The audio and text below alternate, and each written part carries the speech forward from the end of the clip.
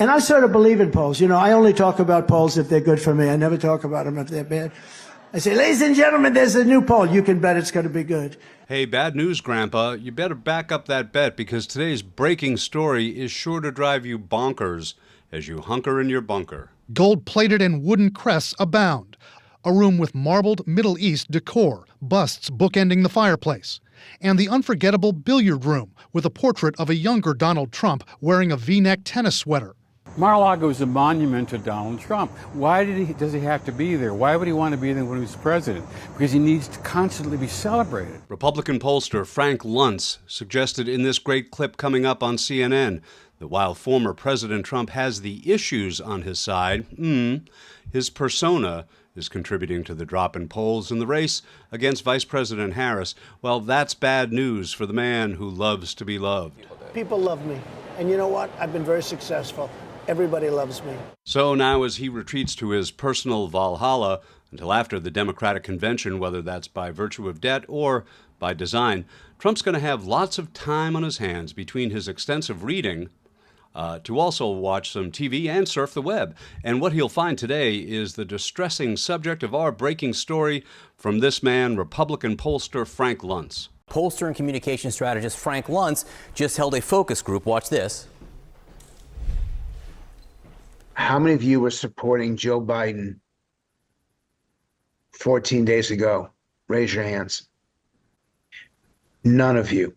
How many of you, if the election were held today, would vote for the Democratic nominee, Kamala Harris? And it's just that show of hands that Donald Trump wants to stick around for, because Frank Lunz was on CNN earlier, and his most recent poll that we're about to see has a lot to say about the guy who can't shut his mouth. Grossly incompetent, and in my opinion, has a very low IQ. I didn't know she was black until a number of years ago when she happened to turn black, and now she wants to be known as black. Well, as you're about to see, Lunz contends that if it's about issues, Trump is more likely to be successful. If it's about attributes, Harris is more likely to be successful. Because quite frankly, people like her more than they like him.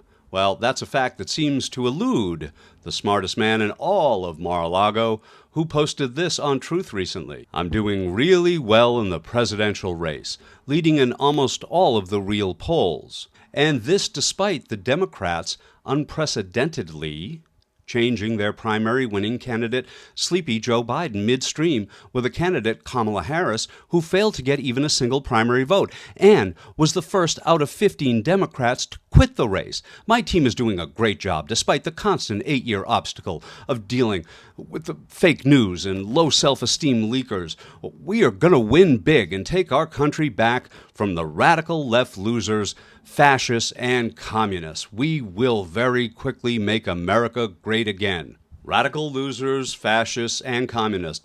Donald, where is the love? Well, as it turns out, it's not on CNN, and it is not among the voters Frank Lunz polls, as you are right now about to see. Who wants to see the latest bad news for good old Donald? Show of hands. How many of you were supporting Joe Biden 14 days ago? Raise your hands. None of you. How many of you, if the election were held today, would vote for the Democratic nominee, Kamala Harris?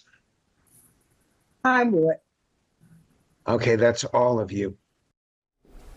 None of you to all of you. And Frank Lunz is with us now. Frank, so thank you so much for being with us. Let me just ask you, if the election were held today, who would win? She would win. And I want to emphasize, it's not just about momentum. And I thought your commentary just before this was dead on. It's also about passion. It's about commitment. And Harris voters are even more eager to vote for her than Donald Trump voters are to him. We've not seen that in an entire campaign.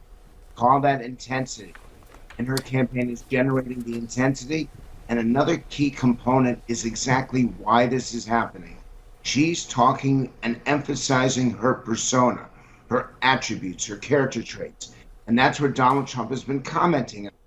And the fact is, the American people do not want to hear the same kind of negativity, the same kind of attacks that he's been delivering. His strength is on issues, most particularly the two issues that matter most, inflation and immigration. But instead of speaking about those two issues and talking about the failures of the Biden administration, he's been making these personal attacks, and it's frankly turning the voters off. And so another day passes, and the dream of total world domination fueled by oligarchical investment at the peril and expense of his American brothers and sisters seems more like a fanciful, whimsical notion at this point, but let's learn from the past to preserve the future and ride this tidal wave of decency, optimism, and hope until it crests over the SS Trump in the fall. But, oh Captain, my Captain, fear not, no doubt your mean little heart will go on.